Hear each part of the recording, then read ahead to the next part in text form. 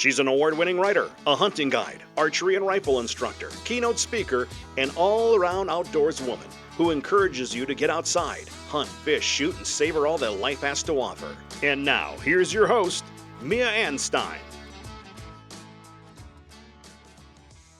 Well, hey, hi, hello, you all. It's so great to be visiting with you again. Welcome to the Mac Outdoors podcast. If it is your first time here, then thank you for stopping by. I hope you enjoy the show. And if you are a return listener, thank you very much. I appreciate your patronage, your support, your stopping by and checking in. Today, I have another wonderful guest. Today, I am actually visiting with an old friend from high school who went on their first pheasant hunt. And I just wanted to preface the show, as always, any links will be in the show notes. And if you have questions about the show, please reach out to me. You can email me. The email address is contact@miaanstein.com, or you can find me on social media. Look for Mia Anstein. Or you can find the show, just look on Instagram or Facebook for Mac Outdoors Podcast. So today's episode, as I said, it's a brand new hunter. And so we're going to be just discussing the hunt, and this is my first time to hear it, and I'm sharing it with you. I was hoping that my friend would learn a lot, and he did, and he had a great time. So I'm hoping that a lot of the things he learned will also help you. If you've been on hunts before, go ahead and send those tips to us in the email, and I'll share them on a future episode or in direct messages on social media.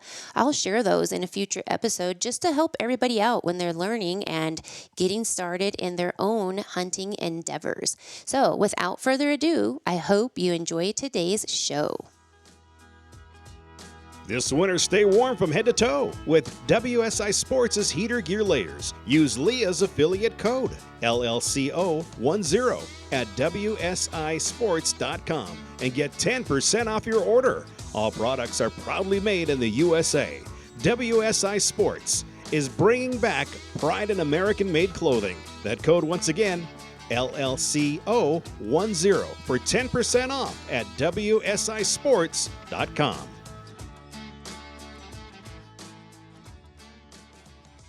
Today I have a special guest, and this is a long time, probably one of my longest time good buddies that Absolutely. I know. And we're going to be talking about some hunting because my friend got to go on a trip. And I haven't heard yet about the hunt, so I figured I would share it with all the listeners. So do you want to give an introduction to my audience? Sure. Hey, my name is Andrew Bringman, and I've known Mia since the first day of high school, I think. And we've been great friends ever since, and still keep in touch. Probably not as much as we should, but we still do. And it's like anytime we talk, it's like picking it up right when the last time we hung out. So great to be here. And I don't know if you're going to learn anything, but you'll hear from a novice hunter. So fire away. Fire away. Well, I mean, first of all, what kind of experience did you have before the hunt? Did you have any hunting experience at all, or what kind of background did you have? So I've played with a lot of weapons over the years, but I've never been on a hunt, like a real hunt. I've gone shooting in the woods and been to the range and done all the certifications and stuff like that. Avid fisherman, love the outdoors, but just never been on a hunt.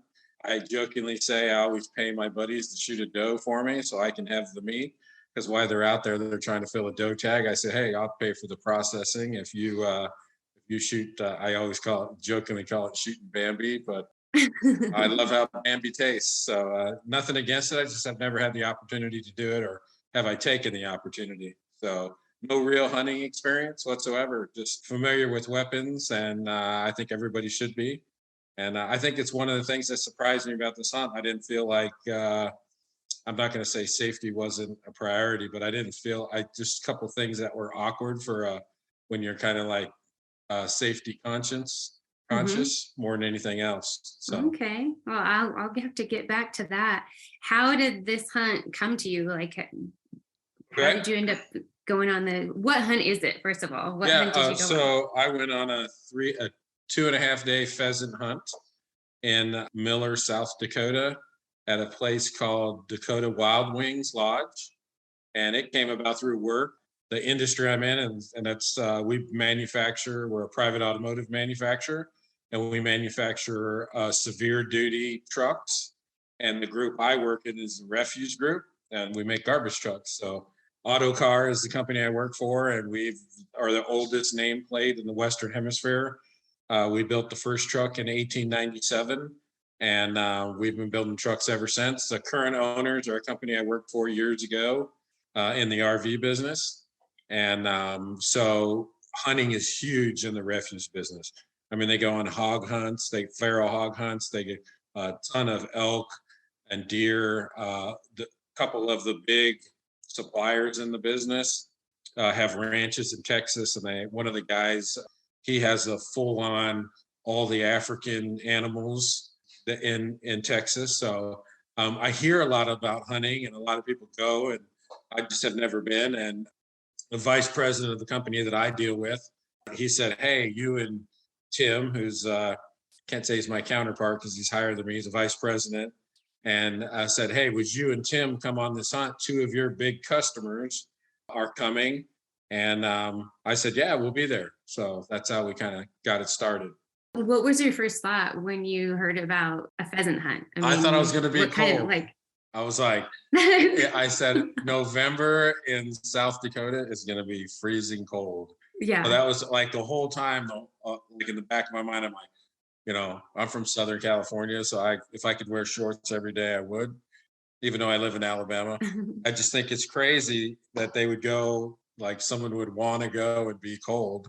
But that's really the first thing I thought. And then I thought, actually, the whole time I thought, I just don't want to embarrass myself, right? These guys have all been hunting Right. before, and they all have, and I knew every person going, but I'd never been like in this atmosphere with them. So it's just, it's more of a personal, you get to know people when you go on a trip like that. You build it's just like, Right. I'm a big going to the desert and riding person.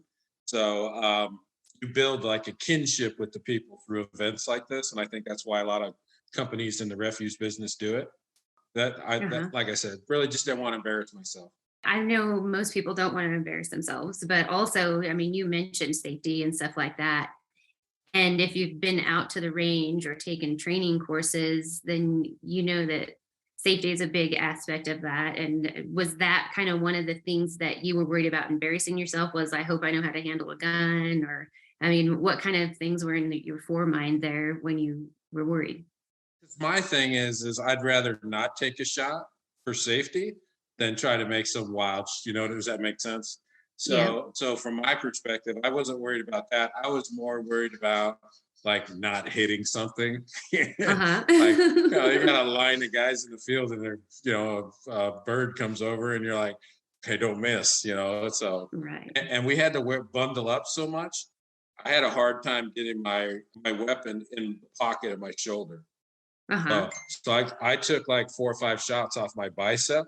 Oh my! I mean, it was purple the next day, and it wasn't like I wasn't prepared. I just couldn't get it to. I couldn't get the shotgun to sit in my shoulder pocket. I was Yeah. so worried about being cold. Right. So did you go out and practice at the range beforehand? No, I've shot a little bit of trap at a sales event. Like we do a sales event here in a place called Purcell Farms, which is like 2 hours south of Birmingham, Alabama. And so I've shot trap before. So like moving targets and all that. I mean, I'm no sharpshooter or anything, but I mean, if you take your time, breathe, all the things, let the in between breaths type of pull the trigger and keep on target. So it wasn't anything that I hadn't done before. It just never had shot like a real bird before. So Right. And so heading up to getting ready to go to the hunt, did you have to get a bunch of gear? Did you have to get a new gun, or what? Did you have to go find ammo? so you have to buy the ammo from this lodge. That's kind of one of their rules. And most people traveling, they're not big on having you ammo, right? So I have an Ithaca 37, and I was going to take that, lightweight, easy to handle. And then I thought, you know what? They said if you didn't have a shotgun that they would supply them. So I'm like, I'm just going to go and use what they're using instead of trying to not being, familiar enough to know what the right weapon was. So I just decided not to. So that my counterpart, Tim, who went with me, I mean, he's got like Nellies and all kinds of stuff. I mean, he's got over unders and he's got special sights and two different types of chokes. I mean, he's into it, right? He's got the vest with the patches on the elbows and everything. So he's like full blown into it. So I said to him, I said, "Hey, I don't have anything." I said, "I have a pair of Sorel with the wool inserts boots that I've had since I was flying to Utah to go skiing in college." And I said, "I'm going to take those, right? They're warm. I know they work. Probably heavier than what you could buy with Gore-Tex and all that nowadays. But Right. I mean, they're just so comfortable and they're broke in and I love them." So I was taking those. And then I had the old waffle style long johns, Mhm. long underwear, the old white ones with it look like a waffle. And Nicole, my wife, said, "Hey man, I think you need to upgrade." Like, okay. So I spent a Saturday and I drove. We have a Cabela's in Huntsville. So I drove to Cabela's in Huntsville and I went in there and I started looking around. And finally I said, I don't really know what I need. So I found a lady and I said, "I'm going on my first bird hunt." I said, "I know I need a pair of brush pants." I had called another buddy of mine. And I said, "I need a pair of brush pants." And she's like, "Okay." She goes, "When are you going and where are you going?" And I said, "Well, I'm going, Miller, South Dakota in like 2 weeks." And she said, "Okay, it's going to be really cold." She goes, "Have you watched the weather?" And I said, "Yeah, it doesn't look bad. It kind of warms up." She goes, "No, you're going to be in a field. It's going to be windy and you're going to be really cold." I'm like, "Okay." She goes, "So here's what you do. I want you to go over here to the Redhead Long John area and buy the thickest ones we sell." And I'm like, "Okay." So I went over there and I looked and I was like, "Man, thick. I don't want to, I mean, I don't know about you, but I need that happy medium between hot and cold." I didn't buy like the -20. I bought the 0 degree long johns. And then I started and I thought I wanted the brush pants with the canvas because I just, I'd like that look, I guess. And they didn't have them. So I got the ones with the jeans instead, which was a way better for what I was doing, way better because they were way thicker. Okay. So, and I had the socks and I had to buy a vest because I didn't have, and I'm sure they would have provided me a vest, but I bought a safety vest and I bought an orange hat because I didn't have an orange hat. I got every other color but orange. So I, loaded up I had to buy everything. I mean, I had like $400 in just clothing that who knows if I'm ever going to use it again. Because the next time I go, it's going to be shorts and t-shirts, most likely. That's just how it works, right? So I got all the gear in it, and then I just was ready to roll. So, I packed 2 bags to put all my gear in one bag and all my regular stuff in. And I should have never brought any like regular clothes because a pair of jeans and was all you needed in the lodge. It was always warm in the lodge. So it was Yeah, cool. also cozy and comfortable Yeah, there. absolutely. Yeah. And I thought I was going to be in a big hall, like bunk beds and all that. It was 2 men to a room, so I mean there were closets, but at least you had a little bit of privacy. So Yeah. So it's a pretty nice place. yeah, I mean it was what you expect at a lodge, I guess. I've been to a bunch of fishing lodges, so same type of atmosphere. They had eating area, some couches and some TVs, and then they had like a big game room with darts and a full bar, TV. So it was pretty much what you expect. I mean, I'm sure you've been to a bunch of lodges, so it's what you expect from a lodge. I won't say communal shower, but shower with a bathroom, and there, you just got in sequence of everything. And then I thought it was cool. They just did big tables for breakfast and dinner and lunch. They just giant, so you had to, every day I kind of moved around some people you hadn't seen before, moved around the tables, just networking and hanging out. Yeah, So and that's like a number one networking tip. It seems like a lot of people when they're especially when they're nervous going somewhere new is they end up sitting by someone they know. And like, okay, that's cool the first day or first yeah, meal, but then the next right. one, make it a point to go sit with somebody you haven't met before. So Exactly, because they probably have a really cool story and you got to go, I think that's the best part of those things. right. Yeah, it is pretty cool. Did you, when you got there, did the guy kind of help you figure out logistics, or did the people who run the lodge, did they kind of like give you guys a lowdown, like a briefing before everything got going? So we took off out of Birmingham and landed in Houston. Everything went fine. We took off in Houston and we were landing in Sioux Falls, and it was snowing. It was a full whiteout, like 40-mile-an-hour crosswinds. So we had to divert to Iowa City. So everyone was supposed to be at the lodge at like by 4 o'clock or something. We ended up getting there like 8 or 9 o'clock at night because we had to be diverted. And then when we got to Sioux Falls, we had a 2-hour drive. Half the people we went there with flew private. Like they all flew into like a airport like 20 minutes away and on private planes, and we were flying commercials. So we were really late. And the guy that I'm with, it's snowing. It's, -3 degrees.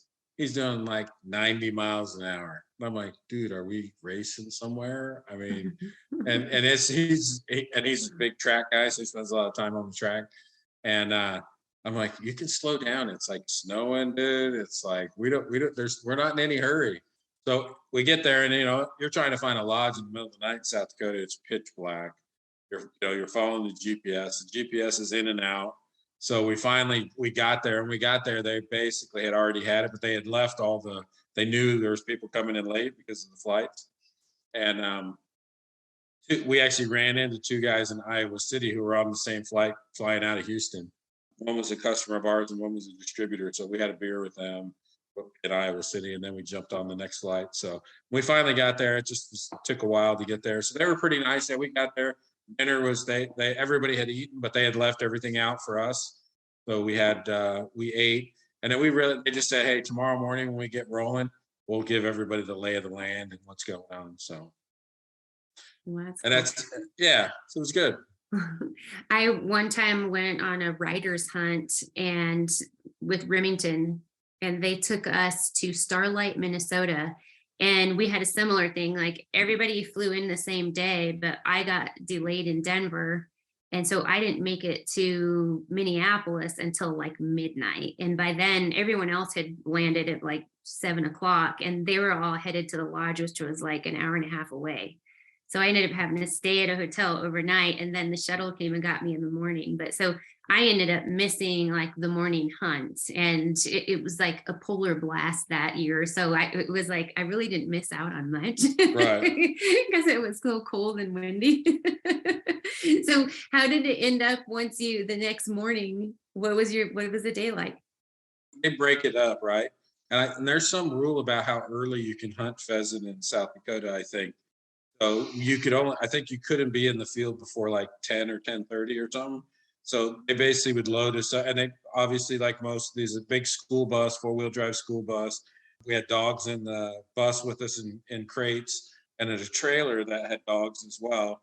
And they were training a bunch of puppies too, which was pretty cool to see that, to see those puppies learning from the older dogs. So basically it was like, hey, I said to the owner, I said, hey, I didn't bring a weapon. He says to the guide, he goes, hey, go out to my Ranger and grab my M1. And he grabbed it and came back. He goes, hey, make sure it doesn't there's a problem with the M1 and the rounds they've been shooting, and they're really frustrated with it. So he said, make sure all these particular rounds aren't in there, because it wasn't allowing the action to work. So it's almost like the spring was soft, so it wouldn't clear and it would jam.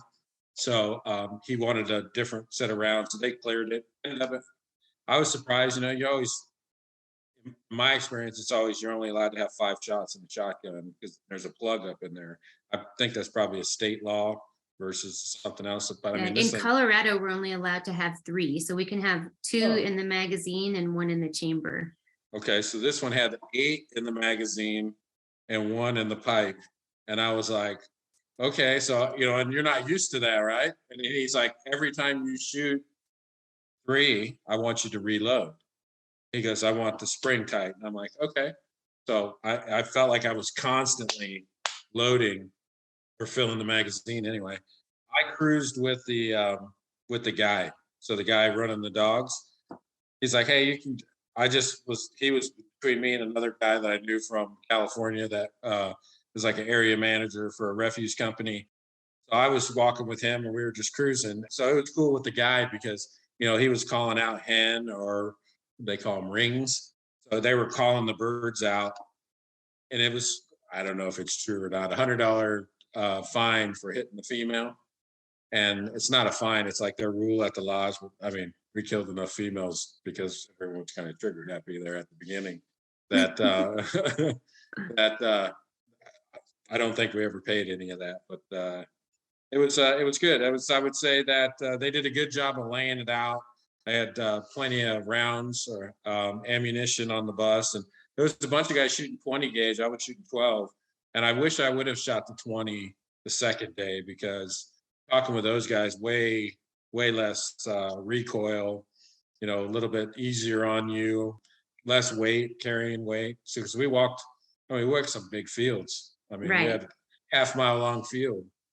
Right. And so, I mean, you had messaged me and you had asked for a tip. And I think that's what I had told you was a break action. And partly why is because the semi autos, there sometimes is the issue with them cycling, but also, especially if it's super cold, depending on what shotgun you have, the actions get gummed up and they don't cycle when it's super cold weather. Right. So that's why a lot of people use break actions. And then the 20 gauge is, yeah, I actually like to carry 12 gauge, and maybe it's because I'm just like, I need to hit him with more or something like that. Well, I hear you. But it's like the lighter gun, especially if you're going to be out there all day, the gun gets heavy. You're surprised how heavy Yeah. it becomes. Absolutely. And then your shoulder gets sore if you get your gun into your shoulder pocket.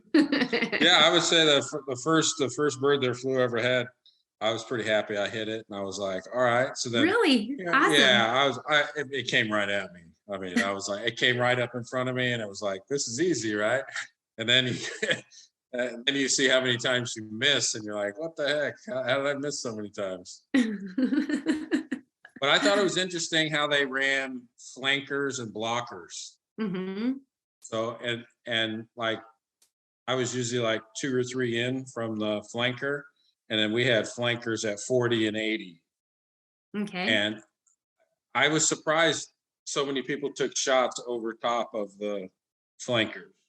Like Hmm. like for me, that's like the no-go zone for me. Right. You know, Yeah. regardless of it. I mean, if one came up and came over and I turned all the way around and the field was clear, I was like, okay, I'll take this shot. But Yeah. and they had warned us about, because the ground was so hard, not to shoot low for the dogs and for the ricochet. For the love of the outdoors, open spaces, and mountains, shop www.mia.limited/1. The Mac Outdoors Mountains Are Calling series of apparel is perfect for you or your loved ones. Support the channel and shop now. www.mia.limited/1. But I Right. mean, there were so many birds that you could see them running in the field in front of you. Like the dogs wow. would come, and then you'd see them. And I was like, I can't believe this. I mean, I'm literally walking a row, and I can see the birds running back and forth and going. I just never expected to see that. Yeah, I it think it's sounds like probably a cool lot of part. birds. Yeah, it was a ton of birds. And I guess this place has, on this guy's ranch, he has like 4 or 5 plots that the state actually owns. Mm. And they're caged, and he raises the birds along with the state. So Okay. like they provide the females, and the state manages it. So they're like, hey, we're gonna honor our limits. And he goes, because we have the state on the property, we have a association with them. So I thought that was cool that and because talking to a lot of the guys, they've been on hunts before. A lot of them are seeded fields where they basically release the birds, and all these birds were basically wild, which I thought was the coolest part. Well, that's cool. So, did you know about any of that kind of stuff before you went up there about seeding them and how they're going to breed them No, and stuff like that? never Yeah. even thought about it. I've heard people go on quail hunts before, but really on a pheasant hunt, like my old boss before he left was big into hunting. Like any chance he got, he was hunting, and he loved the pheasant hunt. But he didn't talk about it. Never got any details. I didn't have a reference point to have a conversation with him about it. So I'd be like, yeah, that'd be cool. That type of thing. But never even thought about how much conservation goes into that. Mhm. And it's not cheap. I mean, I think it was $150 for the license, and I want to say I had to have a minimum of 10-day license or something like that. Uh-huh. So for the state. So, which I mean, Okay. wasn't terrible. If you think about it, it wasn't that terrible. I mean, that's cheaper than fuel most of the time. Yeah. We did have a really cool thing happen. Well, first of all, if one thing I did learn, if they offer you the the warming things, never turn them down. So, but that I bought the windproof, waterproof gloves, right? I'm like, there's no way I won't be cold. Mhm. No, my hands were like frozen halfway through the first field. And the guide who I said I was walking by, he goes, "Hey, your hands are cold." I said, "Oh my God, they're cold." He goes, "Here." He reaches in his pocket, he tears open a bag, he says, "Put these on top of your hands." Yeah. And I'm like, "Okay." He goes, "Just believe me, you'll be good." He goes, "Now next time, put them in before we get on the bus and put a second pair in your pockets." And I'm like, "Okay." So now every time he'd look at me and I go, "I already got them in my pockets and in my gloves." Yeah. Because it's when amazing. you're out there freezing, it's no time to pretend to be tough and just take the hand Oh warmers. no, absolutely, exactly right. The hand warmers were awesome, and I was never cold anywhere but my hands. So my Mhm. boots were good, my pants were good. I didn't go buy a camouflage jacket, but I had my North Face, my big Mhm. North Face that I would wear, and I just put my vest over the top of it. Had my hat on. I was just ready to go. It was good. I feel like, you ever remember Ralphie from Chris? That's how I felt like. Yeah. Ooh, Ralphie. So, but it was good. It actually really was good. You said that initially some of the safety aspects kind of made you nervous. Was that the shooting over Yeah. blockers and stuff like that? Well, That over the flankers for sure. But when you started getting to the end of the field and you got the blockers there who also are taking birds, it was like they'd go, "Oh yeah, if you hear a blocker shot, just turn around and you can hear the buckshot off your vest." And I'm like, "No, I'm not into that at all." I mean, I get yeah. it's bird shot, but I mean, bird shot, you can get hurt with bird shot just as hurt with anything Right. else. And I just thought it was weird. Like when I got to the end of the field, I just safety. And I was like, there's no reason for me to take. Why would it? I mean, maybe I'm overly cautious. It was just didn't seem like I didn't want to shoot over anybody's head, I guess is what I'm trying to say. So I've been on hunts where there are blockers and such, but not where they were also shooting. And it sounds like you had how many people were out there hunting? we had a whole bus. So A there's whole bunch. Because probably that's the thing, as I say, when like I've been, 15. there's been like 4 of us out there, so never Sure. as many as you, where I've had that also. I mean, I'm a hunter ed instructor, so I teach safety. I Right. teach zones of fire. I teach all this Exactly. stuff. Yep. So Right. once you get to that blocker, it's like that was no go for me also. But it seemed really common.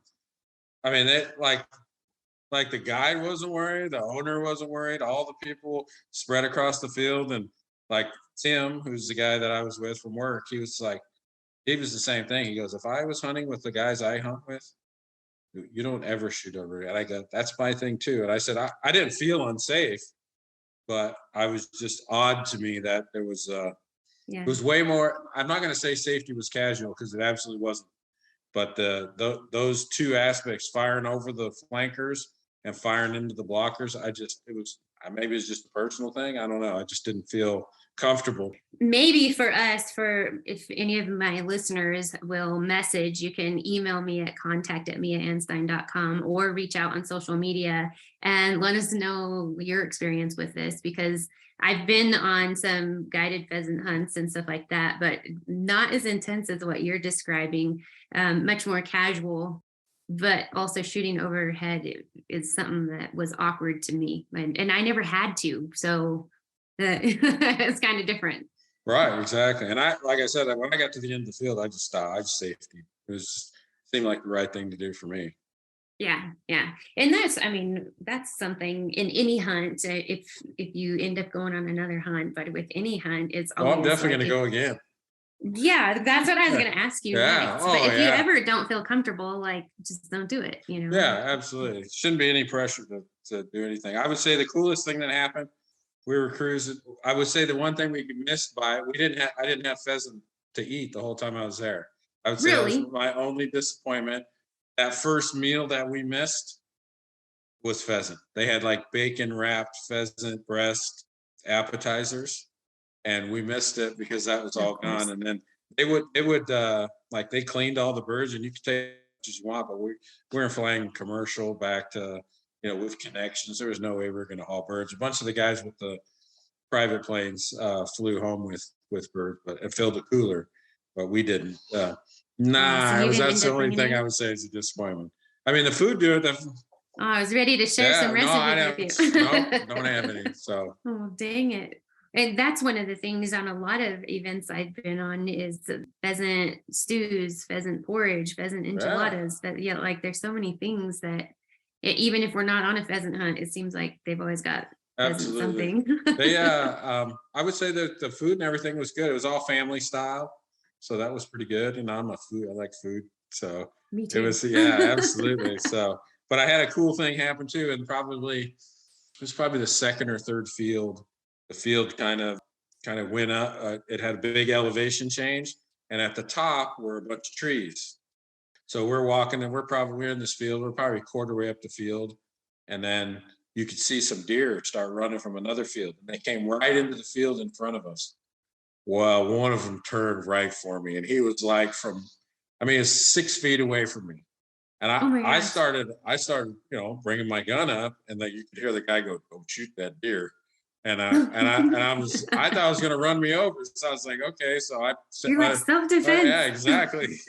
I don't think that would have fly. He's like, "Don't shoot that deer." And like literally it got like 5 feet from me and darted off in another direction. I was like, and everybody in the field was like, "Man, we thought you were going to run over." And I'm like, "I did too." I did too. Was it a buck? No, What's those up on three pretty good sized does. So it was pretty really? cool. That's the only I did not have any no, I don't think anybody got a picture, but it was just crazy how were in one field and the crews, like you would think they would have ran away from us. They came right into the field we were working. So it was pretty That's cool. funny. They knew you weren't hunting them. Oh yeah, they were exactly right. Exactly right. So there's that So you first said you'll go again. Are you gonna go? You want to go on another pheasant hunt, or do you want to Oh go yeah. like on a quail hunt, or I don't what do you know. think? I said I guess I'm open to anything. I think this kind of is it's just like anything. Once you do it once, you're like, okay, now I get it. You have that comfort. And then Yeah. once you're more comfortable with it, you're more apt to do it again. So it sounds like these guys do this trip every year. So in knowing the guy that we went with, we'll probably get another invite to do this again. Oh, But I that's actually, another really good friend of ours, really, Mike Kohler, him and his family have property in UP of Michigan, and he goes deer hunting up there every year. So I have reached out to him and I said, "Hey, next time you decide to go deer hunting, why don't you let me know? I think I want to tag along."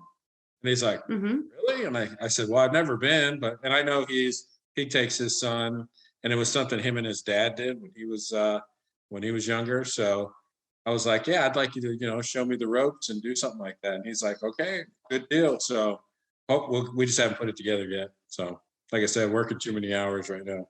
I was just in a meeting the other day and we were talking about turkey hunting because turkey season's just right around the corner. And last year I didn't get a bird, but I think I got out like twice, to go hunting. And it's like, well, and it's right there in your backyard. Yeah, if you can't get the time off to go hunt, then you're not going to get an animal. Exactly. So this year I have big plans. Awesome. Yeah, as long as you don't have to work, right? Yeah. Well, that is work for you. It is work for me. You're right. Yeah. Is it still fun even though Absolutely. it's work? Yeah. Oh yeah, Good. for sure. That's awesome. What's more fun is when I can get out there when writing and stuff takes up more time during the day. When you can't get out, that's not fun. But Sure. getting out there, that's super fun, Absolutely. So, yeah. And podcasting, I usually try to limit my podcast to daytime too, just so I have the evenings. But I don't know when hunting season comes this spring, whether I'll move them to the night or I don't know. Make more time. That's cool. Yeah. Well, I hope that you and Mike get to go. If you get tagged along with him and hunt some deer, then you can learn a lot that way. Absolutely. And there's a lot of people hunt here, but I just don't have, I hate to say it, I just don't have anybody I feel comfortable with going hunting around here. And I don't Hmm. know, that's part of it for me, I guess. I want to go where it's comfortable. So, and I Yeah. think that's Well, and important. and that'd be cool too to spend time Oh with one of yeah, your buddies. absolutely. Yeah, that's true. I'm Like you always said, even going on that pheasant hunt, you get to know people better and stuff like that. But absolutely, going, you get a different. It's different than sitting at the table, at a company dinner or something like absolutely, yeah. Where you get rubber chicken and broccoli. So, hmm. that. Yeah. I want to go hunt quail down in Arizona. Really, So maybe next winter, if you can get time off work, maybe we can sure, figure out how to go do that. that'd be awesome. That's on my list. And So quail I'll are, let you know. I mean, how big do quail get? I mean, I used to have a quail. My brother John used to have a pet quail. They raised him in fifth grade or something, and we had a quail. Really? Yeah, we had a quail at our house for years. I And didn't know that. yeah, and I'm thinking a quail's pretty small. They are small. That's a small Yeah. target And they're well, yeah, and and fast. they fly different than a pheasant too. So Hmm. so did you end up shooting a rooster or did you end up saving one to mount or anything like that? Or did you consider it? I didn't consider it. I would say that I think my count was I shot 7 birds the whole time I was there on. So we hunted a morning hunt, an afternoon hunt on Friday. Same. We did another morning hunt on Saturday, and then we were out Saturday. So it Mhm. was interesting how they did it. They all wanted to be out of there by Saturday. So I think we flew in Thursday, and then all day Friday, half day Saturday. But I didn't even think about mounting. I thought the coolest thing. I have some pictures where there's a ton of purple in the Mhm. birds, which I thought was really cool. So it was neat. It really was. I don't know if I probably couldn't get away with mounting anyway in my house. So I'm just a guest here. So I probably could hang it in the garage, but that's about it. So I have sympathy for you. We sure. don't have that problem around here. Oh, I bet you don't. I bet you don't. I think that was the other thing. That was the owner. They have a big coyote problem up there because of all the birds. So he goes on he clears coyotes every morning and every evening. So he just Wow. goes like rides the fields, and he had two up on hay bales, where he had taken two coyotes, and he goes, he jokingly said, I leave the one on the hay bale just to warn the other ones. Yeah. And then we had that had to be Friday night, a local kid and his girlfriend who kind of part-time work on the during the season. They had came and they had stayed the night, and they were going deer hunting in the morning, and she had never been, so it was her first deer hunt. She came onto the bus that morning when we got to the first field, and she had like a huge, and the interesting, they must have, and I never knew this, but the way they cleaned it, they left a very long um, mane down low. So I think it was for mounting But purposes, give them she had a extra. deer. Yeah, Okay. she got a deer, a big, probably, I don't know how many point. I mean, they counted them, but it's 12 point buck or something. It was nice. I mean, I have a picture of it. Nice buck. I'll send you some I'll have to pictures see some pictures. um, on that stuff. So yeah, Yeah. that is So I thought it was pretty cool. I know it's her first deer. that's super cool that they're going to mount it and everything. So they will leave. It's called the cape, and they peel that back There further. you So go. when you're going to put it on the wall, they have enough to kind of wrap around the back so that you don't have the Sure. seams showing out. But yeah, so they'll usually leave a bunch of that for the taxidermist. Yeah, absolutely. And they were, I mean, they had field dressed this thing. It was in the back of the truck. They had pulled up when we got to our first field. They had pulled up, and it was like amazing. I mean, I'd seen deer and turkey before in the back of the truck before, and but it was, she came on the bus, and everybody's like, "What?" She's like, "My first shot." It's like, that's pretty Was she damn pretty good. excited? She was totally excited. So was he. I think all the other guys and the owner were like, That's a woman you got to marry. It's, when first deer hunt, and I thought it was pretty funny. They were giving the kid a pretty good ribbon. That's So funny. good Be time. careful what women you marry if she wants to hunt more than you do. Yeah, you're not kidding. Yeah, for sure. I have this book. It's called Turning Feral. And this guy, he's going to be on the podcast, but he wrote this book about him learning how to deer hunt. And Oh, cool. basically, he has a lot of different mistakes. Like you were saying, you don't want to be embarrass yourself or whatever, but each chapter is like a different adventure, and he just lists out his mistakes and all the different hunting that he's done and trapping and stuff like that. That's cool. If you're interested in reading that, I'll mail it to you. Yeah, that'd be cool. I'll definitely read it. It's pretty funny. That's pretty cool. Yeah, I would think it would be funny, especially when you're listening, your mistakes, especially if you have a sense of humor. Yeah, about it. yeah. And I'm looking forward to asking him, like who he really wrote it for and stuff like that. Because some of it is, he gets kind of gory about it. So hunting can be gross, but I was like, who are you intending this, and who's your audience? Well, the only reason hunting's gross is people are used to going to the grocery store. They don't know where their stuff comes from. Exactly. Yeah. They think hamburger comes in a package, not out of a Yeah, can. like the Jetsons, you just push a button and here's your hamburger. That's right. And yeah, that's Exactly something that I do a lot of time teaching on and stuff like that, is where your food comes from. I bet. I bet. We were pretty lucky when we were young. My uncle was a USD meat inspector. Oh, really? So when we would go visit my grandparents, he had a farm, and he had cows and pigs, and grapes, and up in Fresno in the San Joaquin Valley. So we went to the slaughterhouse one time, because my dad we'd go up there, and him would always split a cow. So we'd come home with half a cow. My uncle would have half a cow. And then, he would literally raise the cow, take it, he'd process it, right there. And I mean, I remember, going there, and it was, like shoot the cow, bleed it out, do all the stuff. So it's I hate to say it's part of the process, but it's exactly what it is part of the process.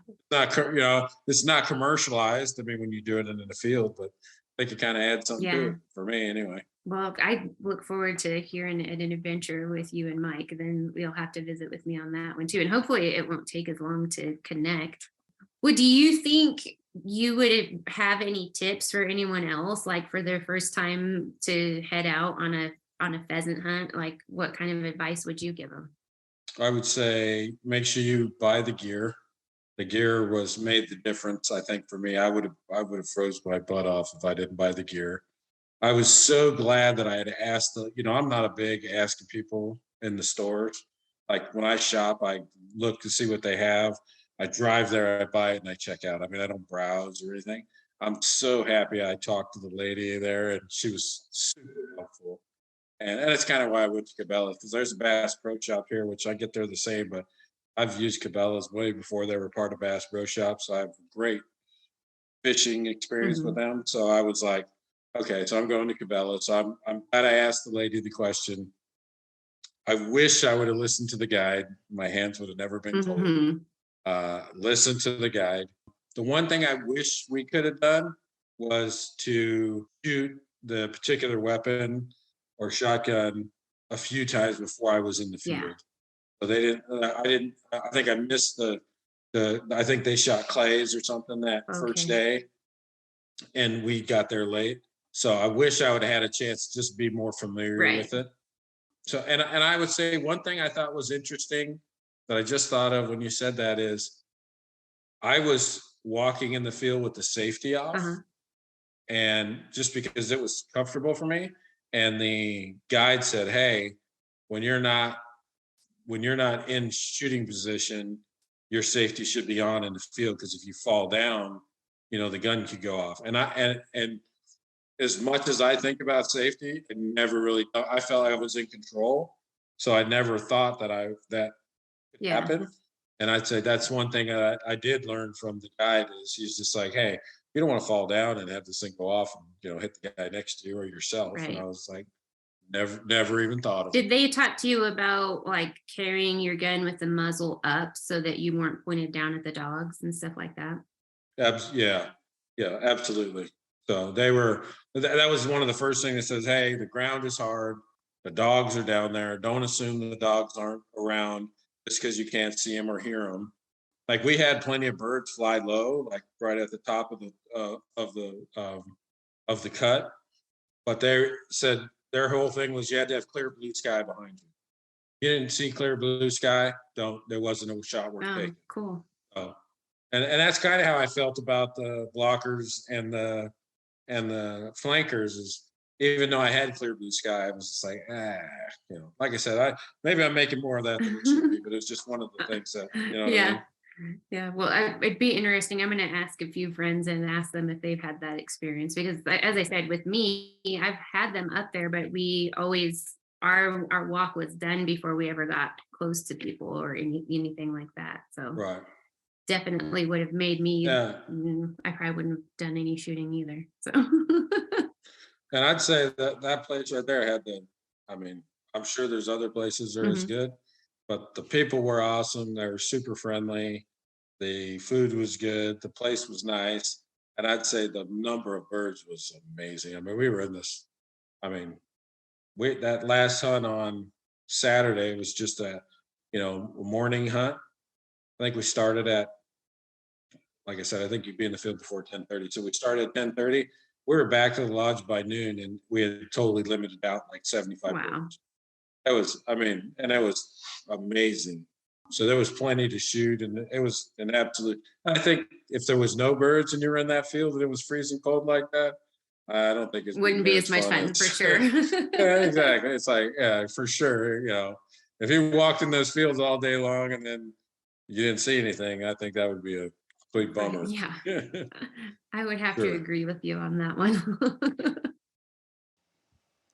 Well, I'm so happy that you have made it this far in the episode, and I thank you so much for joining me in a chat and hearing about one of my great friends' first time out on a pheasant hunt. If there are things that you would like to share, if you have some hunting tips that you would like to share, please message me. You can reach me. The email address is contact@miaanstein.com, or you can find me on social media. I'm on most outlets as Mia Anstein, or you can email the show. Look for the Mac Outdoors podcast on Instagram or Facebook, and I would be happy to get back to you there and share any tips you may have on a future Mac Outdoors episode. Another thing that I'd like to share just before we sign off is that you can go over to the miaanstein.com website and you can find other episodes that have not been released on the podcast. There is a club there that you can join on a monthly or annual basis. That does help support the show. And anything that you do is going to help. This show is not sponsored. I do have the affiliate with WSI. And then I also have the Mac Outdoors products. And anything that you do does help me to produce the episodes that you come and listen to. And so, until next time, I hope you have a great one. Bye, friends.